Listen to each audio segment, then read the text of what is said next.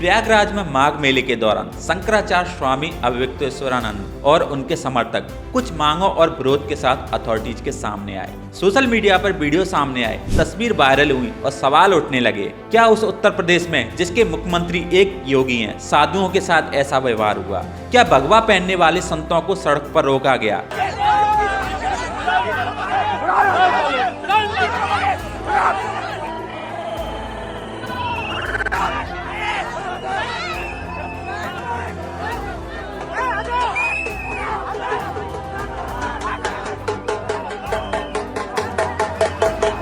इसी police action के बाद पहली बार शंकराचार्य स्वामी खुलकर सामने आए और तब वो बयान आया जिसने पूरे देश में बहस छेड़ दी। यही योगी जिसको आप लोग साधु संत कहते हो, हम तो हुमायूं का बेटा अकबर कहते हैं, हम तो औरंगजेब कहते हैं। 150 से ज्यादा मंदिर तोड़ दिए गए, एक शब्द नहीं निकला इसके मुंह से। यह बयान किसी सामान्य राजनीतिक आलोचना जैसा नहीं था। औरंगजेब इतिहास का वो नाम जिसे मंदिरों को गिराने और कट्टर सोच के लिए जाना जाता। जब किसी मौजूदा मुख्यमंत्री के लिए शंकराचार्य ऐसा बोलते हैं तो यह एक मुख्यमंत्री बनाम धर्मगुरु नहीं बल्कि सिद्धांतों की लड़ाई बन जाती है। स्वामी ने यह भी कहा था कि उत्तर प्रदेश में मंदिर टूटे लेकिन सरकार चुप रही। उनके अनुसार अगर कोई खुद को हिंदू हितैषी कहता है तो मंदिर टूटने पर मौन नहीं रह सकता। लेकिन सवाल यह है, क्या यह बयान पुलिस एक्शन का गुस्सा था या फिर लंबे समय से जमा असंतोष का विस्फोट? हमारे ऊपर जो आक्रमण किया गया है वो क्यों किया गया है? पहले ही हमने प्रश्न उठाया था, जवाब नहीं दिया। अब हमारी तरफ से सुनिए, ये इसलिए उठाया गया है क्योंकि हम गौ रक्षा की बात कर रहे हैं और भारतीय जनता पार्टी की सरकारें गौ हत्या को बढ़ावा दे रही हैं अपने कार्यकाल में, गौ मांस के व्यापार को बढ़ावा दे रही हैं अपने कार्यकाल में, गौ मांस विक्रेताओं से चंदा ले रही हैं अपने काल में। इसी बीच राजनीति ने भी इस मुद्दे में एंट्री कर ली। समाजवादी पार्टी के प्रमुख अखिलेश यादव ने स्वामी अभिव्यक्तेश्वरानंद से फोन पर बात की। अब देखिए, हम तो अपना लड़ रहे हैं, अपनी लड़ाई अभिमन्यु की तरह चक्रव्यूह में लड़ रहे हैं। अखिलेश यादव ने इस पूरे घटनाक्रम को लोकतंत्र और अभिव्यक्ति की आजादी से जोड़ते हुए सवाल उठाए। यहीं से यह मामला सिर्फ संत बनाम प्रशासन नहीं, यह सत्ता बनाम विपक्ष और आस्था बनाम राजनीति की लड़ाई बन गया। लेकिन अगर इतिहास पर नजर डालें तो यह पहली बार नहीं है जब उत्तर प्रदेश में संत और सत्ता आमने सामने हो। ये साल 2015 की तस्वीरें हैं जब उत्तर प्रदेश में अखिलेश यादव की सरकार थी। काशी की सड़कों पर अपनी मांगों को लेकर शांतिपूर्ण प्रदर्शन कर रहे स्वामी और उनके साथी संतों पर पुलिस ने बेरहमी से लाठियां बरसाईं। संतों का खून सड़कों पर बहा था। तब भी सवाल उठा था, क्या साधु होना अपराध है? क्या आस्था सड़क पर आते ही कानून से टकरा जाती है? आज वही सवाल फिर से लौट आए हैं। फर्क सिर्फ इतना है कि तब सत्ता समाजवादी पार्टी के हाथ में थी और आज सत्ता उस सरकार के पास है जो खुद को हिंदू की सबसे बड़ी प्रतिनिधि मानती है। यही वजह है कि यह मामला और संवेदनशील हो गया, क्योंकि जब हिंदुत्व की राजनीति करने वाली सरकार के दौर में संत खुद को अपमानित महसूस करने लगे तो सवाल सिर्फ प्रशासनिक नहीं रहता, वैचारिक बन जाता।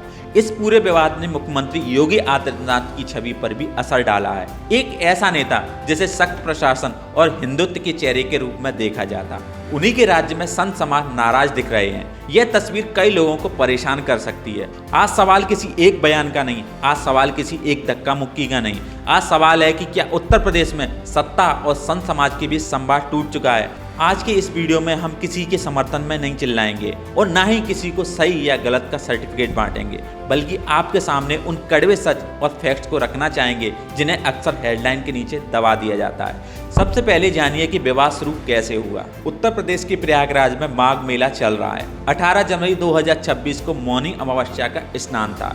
यह वही दिन होता है जब संगम पर आस्था का सैलाब उमड़ता है। करोड़ों श्रद्धालु, साधु संत, नागा अखाड़े सब संगम की ओर बढ़ते हैं और इसी दिन ज्योतिष पीठ के शंकराचार्य अपने लगभग 200 शिष्यों के साथ शाही स्नान के लिए संगम यानी कि त्रिवेणी की ओर रवाना होते हैं। लेकिन संगम से कुछ दूर पहले ही पुलिस और मेला प्रशासन उन्हें रोक देता है। अधिकारियों का तर्क होता है कि भीड़ अत्यधिक है और सुरक्षा कारणों से किसी भी प्रकार की पालकी वाहन या विशेष मूवमेंट की अनुमति नहीं दी जा सकती। शंकराचार्य से कहा जाता है कि पालकी छोड़कर पैदल आगे बढ़ें या फिर सीमित लोगों के साथ जाएं।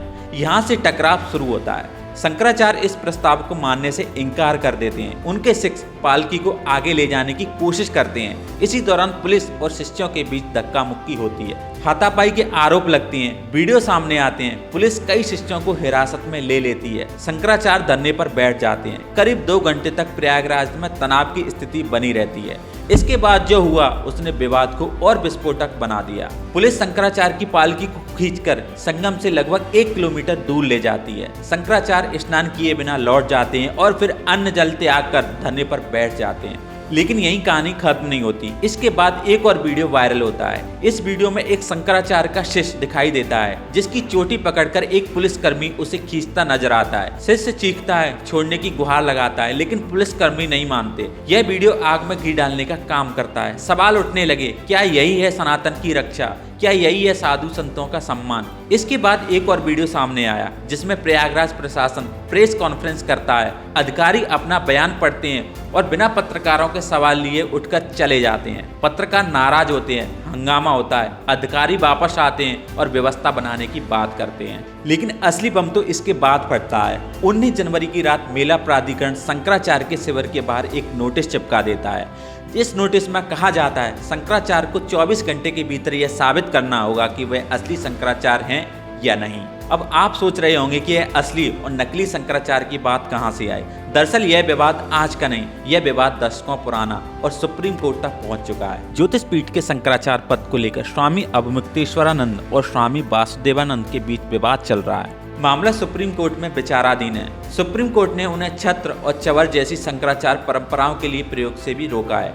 इस आदेश का हवाला देकर प्रशासन कहता है कि शंकराचार्य ने माघ मेले में अपने शिविर के बोर्ड पर खुद को ज्योतिष पीठ का शंकराचार्य लिखा है, जो कि अदालत के आदेश की अवहेलना है। लेकिन सवाल उठता है, अगर यह सब गलत था तो प्रशासन महाकुंभ के समय कहां था? पिछले मेले में यह शंकराचार्य क्यों नहीं रोके गए? शंकराचार्य अवमुक्तेश्वरानंद भी पलटवार करते हैं। वे कहते हैं कि सुप्रीम कोर्ट के कंधे पर बंदूक रखकर प्रशासन अपनी गलती छिपाने की कोशिश कर रही है। वे पूछते हैं कि कोर्ट के आदेश में कहां लिखा है कि शंकराचार्य शब्द का उपयोग नहीं कर सकते। हम कोई पट्टा अभिषेक नहीं कर रहे थे। वे कहते हैं कि शंकराचार्य कौन होता है यह प्रशासन नहीं तय करेगा। यहाँ तक कि भारत के राष्ट्रपति को भी यह अधिकार नहीं। शंकराचार्य का निर्णय शंकराचार्य ही करेंगे।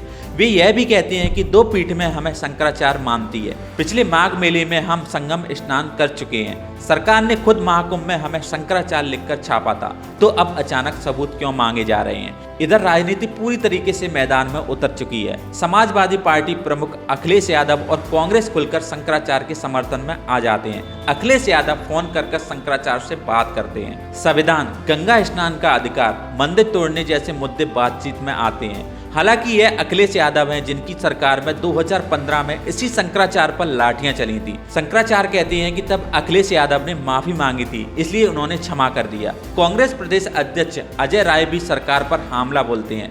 जो आज इन सरकार ने ये यहाँ पर स्नान करने से रोका, ये केवल आपको नहीं रोका, ये सनातनियों को रोका, ये हिंदू देश के सनातनियों का अपमान। कुल मिलाकर मामला अब सिर्फ प्रयागराज का नहीं रहा, यह योगी सरकार बनाम शंकराचार्य बन चुका है।